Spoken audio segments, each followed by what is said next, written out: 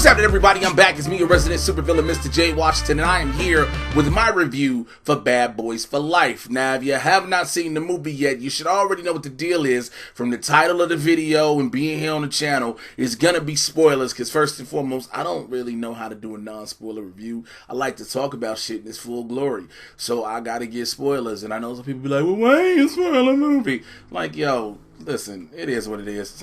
Spoilers don't change anything for me personally, and I know a lot of people feel the same way. But nonetheless, it's going to be spoilers. Also, I know a lot of you all saw the trailer reaction that myself and Winston A. Marshall did for the movie.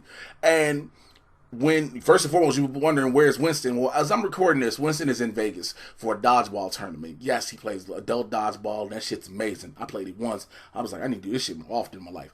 But he's out there, and so he's going to see it on his own. And then I saw it, and I was like, man, I want to get this review out. But if you saw our reaction, we both liked parts of the trailer, but at the same time, we saw it and we were like, this kind of scares me. Because you see Martin looking older and chubbier, honestly. And it's not, doesn't look like the same Marcus Burnett from the first two movies. So I get nervous. We both got nervous. But then I saw this movie. Matter of fact, let's go before then. Then the premiere happened and the critic reviews come out, right? Those come out and they're all praising and big up in the movie. And it's like, all right, we're in the step for a great direction. And I go see it. And I'm going to tell you this movie is fucking amazing from beginning to end. I have loved the Bad Boys franchise from Bad Boys 1, Bad Boys 2, and now this one. And the beautiful thing about Bad Boys for Life is that you don't have to have seen the first two.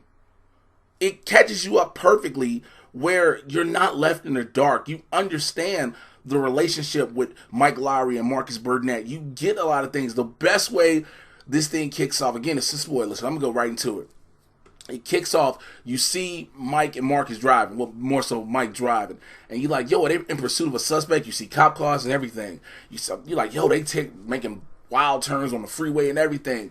And it's the fun we've seen in the movies with them too, where Marcus is side seat driving, basically. And, you know, he's all apprehensive and he's nervous and different things.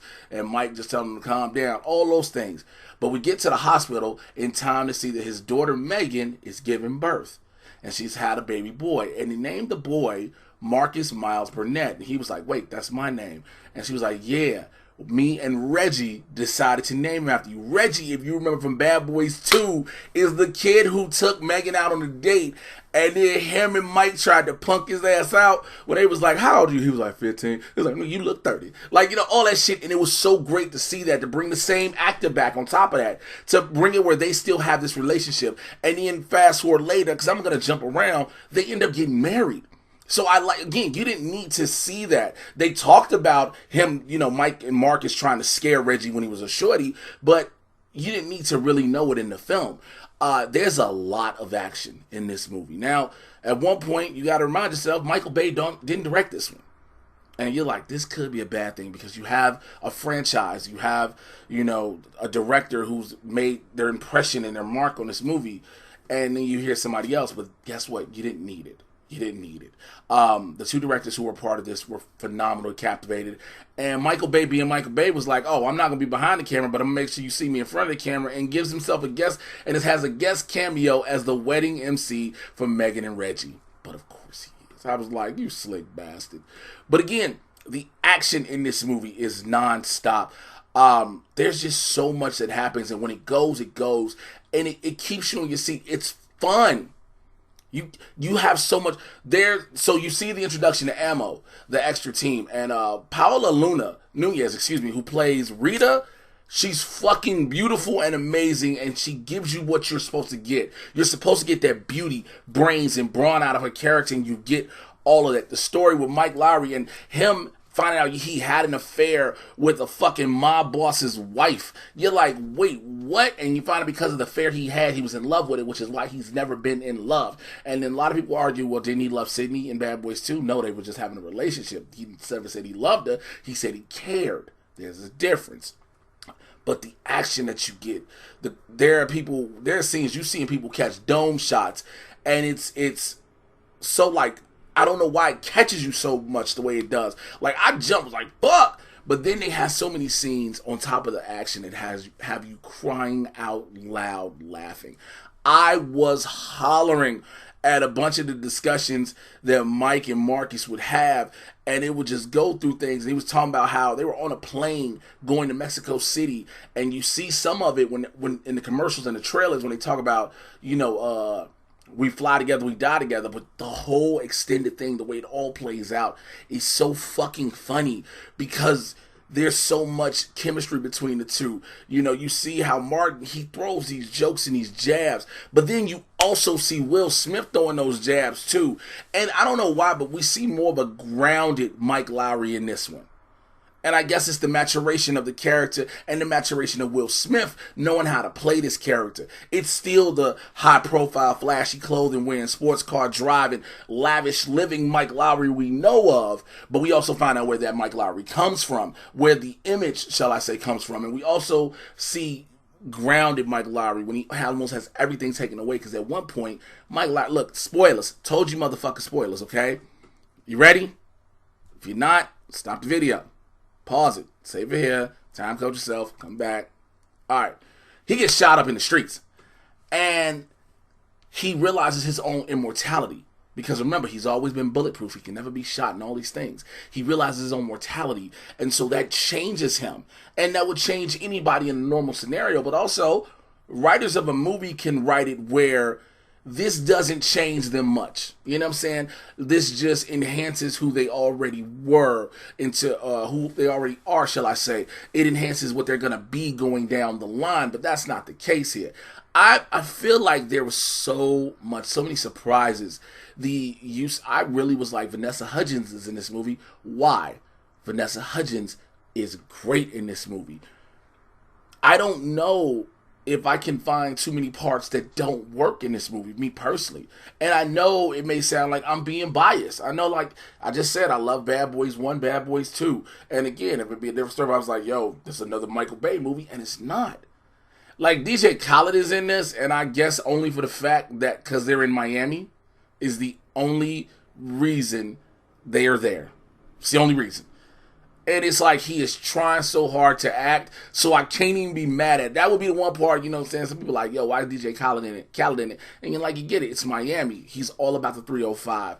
And he's not an actor. You give him a small role, like, yo, let it be. It is what it is.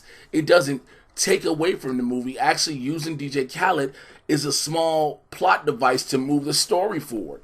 Granted, you could have put anybody in that situation, in that role, in that scenario. I get it all 100-fold, but it works.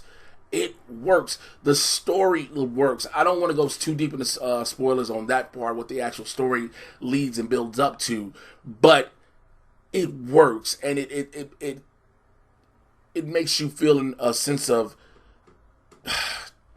stakes. The stakes are there. You get it. Because at one point, look, Marcus Burnett actually retires. He says, I'm done with this. And he's at home, you know what I'm saying, feet propped up, just watching shit, meditating, got incense burning, all this, and trying to fix shit.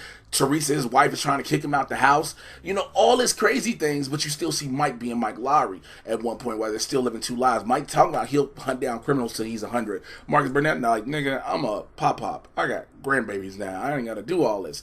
You see the stakes for them being cops, and how it affects them in their day-to-day lives, and also how the day-to-day lives bring them back into the fold and the cop work together, because they do separate. It is so much behind it. I know it feels like I'm rambling, but I'm trying not to go too spoiler heavy, because there's some things in there I don't want to even tell you about. I'd rather you see it for yourself. I just want to try to get my emotion behind this and how I feel about this, because this movie, I didn't know what to expect, and I loved it. I sat up, there were parts where I literally was sitting there like, oh shit, like I was on the edge of my seat. And then there was times, like I said, I'm hollering in the theater with other people just dying laughing. And so that's how you know it works. It's not just one or two people. It's a theater laughing hard, erupting. It gets the reactions it's supposed to. The action scenes when somebody gets shot or blown up and shit goes crazy.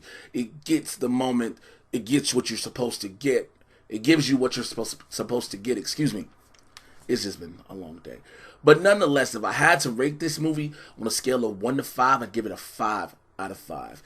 And again, loving Will Smith as an actor from Fresh Prince. Granted, he's got a bunch of terrible movies. We know this. Loving Martin Lawrence. He's got Black Knight and some other bad movies. But I still rock with it. I still do. And what they brought to this, again, Paula Nunez, Vanessa Hudgens, all the other cast, Joe Pantoliano, everybody just it works so perfectly. And now, if you've been reading the news, you know they're already talking about a Bad Boys 4, which a lot of people are going to be frustrated because it's like, now you already burnt out Bad Boys 4 life. So what do? Bad Boys Forever. I mean, I think that's probably the obvious choice. But I implore you to go see this joint, see it multiple times. I'm not paid for this. I'm telling y'all how I felt about this. It's a dope movie. You will like it, all right? So, if you've seen this film, I want to know what you think in the comments below, all right? Let me know if you've seen it, what you thought. Are you hesitant to see it? Are you now going to go see it? I want to know how you feel. Let me know below. And while you're here at the video, make sure you click that subscribe button right over there or something like that. Yes, right there. When you click on the subscribe, there's a bell. Click on that notification bell so you can find out when I'm dropping more videos like this, all right? I have movie reviews up here, some TV show reviews, trailer reactions. I talk about wrestling. I talk about comedy. I do a live hang every now and then just for people to come and hang with your boy. I try to make this an all-around accomplished channel because of what it's expanding into, and everybody who has rocked with me, I want to show y'all the love right back. So that subscribe button. All right. Also, make sure you find me on Twitter and Instagram at Mr. J Washington. That's MRJAY. You should know how to spell Washington. You should. Just really, really should. And if you want to support me to the fullest, join my Patreon, my Supervillain Squad on Patreon, patreon.com/Mr. J Washington, all right? My wrestling matches up there, a couple exclusive interviews, and some more going up there as well. So join the squad. It's only $1 or $5. I know people are like, well, what happens if I pay a $20 tier or $50 tier? You become part of like reviews and podcast episodes with me. You become a part of this.